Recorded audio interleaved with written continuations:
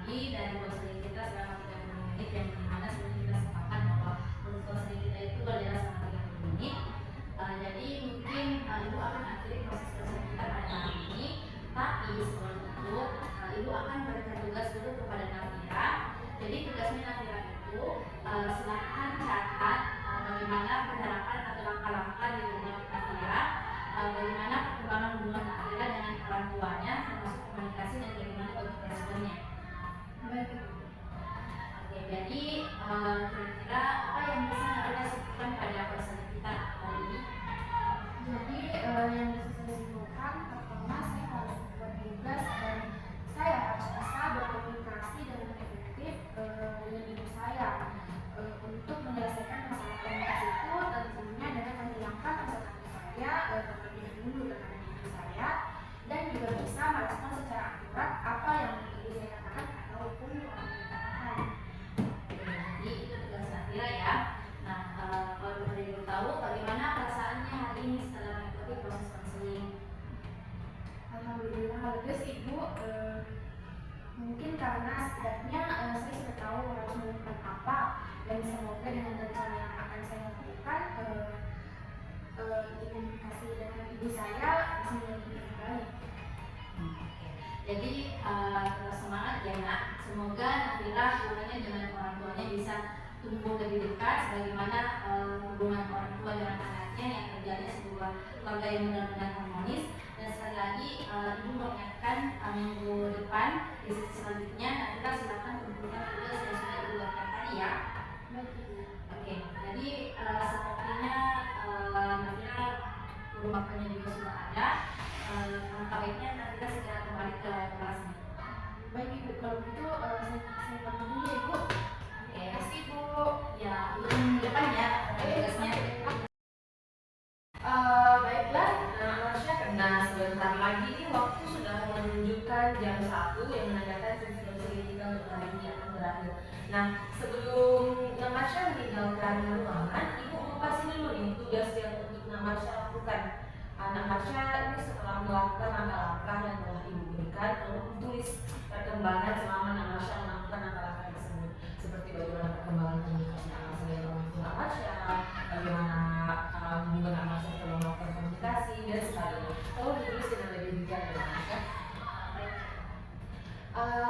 Sebelum itu kira-kira bisa Marsha simpulkan bagaimana sesi konseling kita pada hari ini?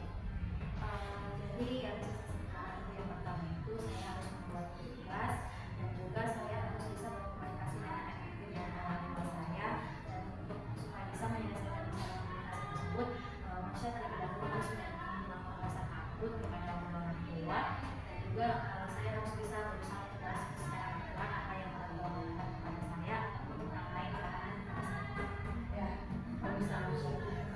Kira-kira bagaimana perasaan Marsha setelah melakukan sesi konseling ini beberapa hari?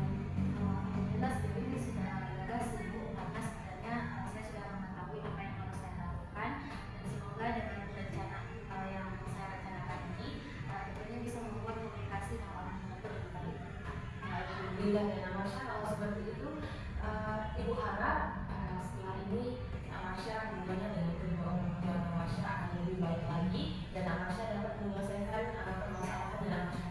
Jadi Marsha tetap semangat ya dalam melaksanakan langkah-langkah yang telah kita sepakati bersama. Baiklah Marsha, Ibu ingatkan lagi ya, jangan lupa pertemuannya pada waktu dan hari yang sama, dan jangan lupa juga untuk dikumpulkan tugas yang Ibu berikan. Baiklah Marsha, mungkin ini juga sudah menunjukkan pulsa yang menandakan sesi konseling kita sudah berakhir, dan Ibu lihat juga sekarang sudah jam pulang sekolah ya Marsha, jadi mungkin Marsha bisa kembali ke Marsha. Baik, terima kasih banyak. Sebagai seorang observer yang aktif mengamati proses sesi terminasi dalam layanan BK, saya ingin memberikan penilaian terhadap sesi yang baru saja saya saksikan.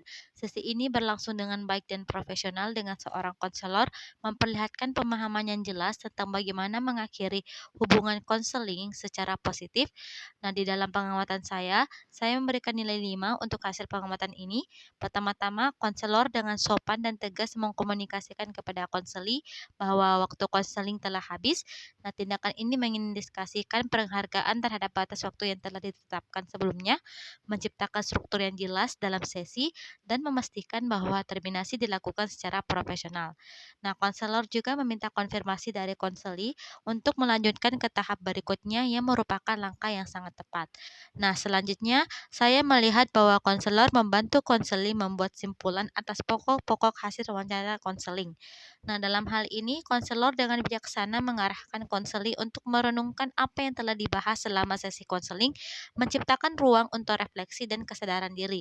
Nah, ini adalah langkah yang sangat penting dalam membantu konseli memproses pengalaman mereka dan memahami hasil yang telah dicapai. Nah, selama sesi terminasi, konselor juga bertanya tentang perasaan konseli atas proses dan hasil-hasil wawancara konseling. Hal ini bisa mencerminkan empati dan perhatian terhadap kesejahteraan emosional konseli. Nah, dengan mendengarkan perasaan konseli, konselor memastikan bahwa konseli merasa didengar dan dihargai. Selain itu, konselor memberikan penguatan positif dan motivasi kepada konseli untuk melaksanakan rencana yang telah dibahas selama sesi konseling. Dengan demikian, konselor memberikan dukungan yang sangat dibutuhkan untuk membantu konseli melanjutkan dengan tindakan yang telah mereka identifikasi. Hal ini menciptakan harapan dan memotivasi perubahan positif. Terakhir, dalam sesi terminasi ini, konselor dan konseli membahas rencana tindak lanjut yang diperlukan. Ini merupakan tahap yang penting dalam memastikan bahwa perubahan yang diinginkan oleh konseli dapat terjadi. Diskusi rencana tindak lanjut ini membantu menciptakan langkah-langkah konkret yang harus diambil oleh konseli untuk mencapai tujuan mereka. Nah, secara keseluruhan, sesi terminasi ini memperlihatkan profesionalisme, empati, dan efektivitas dalam layanan BK. Konselor berperan dengan baik dalam mengakhiri hubungan konseli dengan cara yang positif dan memberikan dorongan kepada konseli untuk melanjutkan perjalanan mereka.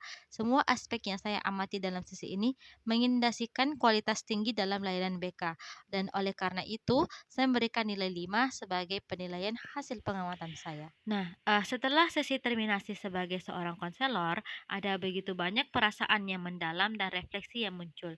Hal ini adalah saat yang penuh arti, di mana kita berinteraksi dengan konseli untuk terakhir kalinya dalam konteks konseling. Nah, disinilah kita menutup pintu satu bab, tetapi membuka pintu lain untuk konseling. Yang pertama, menyampaikan waktu konseling telah habis. Saat kita mengatakan bahwa waktu konseling telah habis, itu seperti mengakhiri sebuah bab dalam buku. Hal ini adalah batasan waktu yang mengingatkan kita bahwa proses konseling memiliki awal dan akhir. Nah, ketika kita meminta konfirmasi dari konseli untuk melaksanakan kegiatan konseling, nah tujuannya kita memberikan konseli tugas yang memungkinkan mereka menerapkan apa yang telah mereka pelajari dan mereka dapatkan dalam sesi-sesi sebelumnya. Yang kedua, membantu konseli membuat kesimpulan.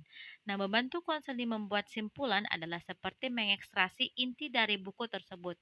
Hal ini merupakan momen di mana konseli merenungkan apa yang telah mereka pelajari, perubahan apa yang telah mereka alami, dan apa yang ingin mereka bawa ke dalam kehidupan mereka selanjutnya.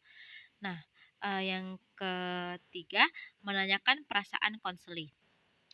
Nah, menanyakan perasaan konseli adalah seperti membaca bab terakhir dari buku itu.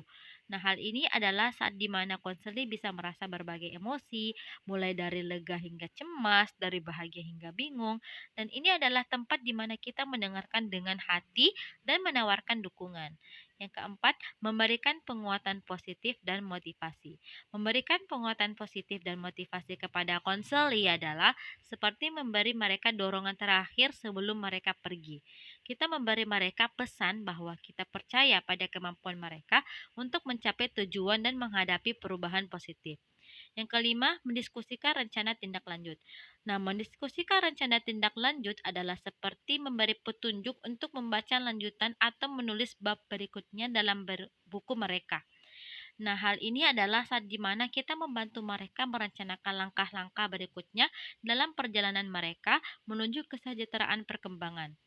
Nah, di saat kita merefleksikan pengalaman sebagai konselor dalam sesi terminasi ini, nah kita merasa terlibat dalam mengakhiri dan membuka pintu baru dalam hidup konseli. Ini adalah peran yang istimewa dan penuh makna dalam membantu orang lain mencapai pertumbuhan dan perubahan lain yang positif.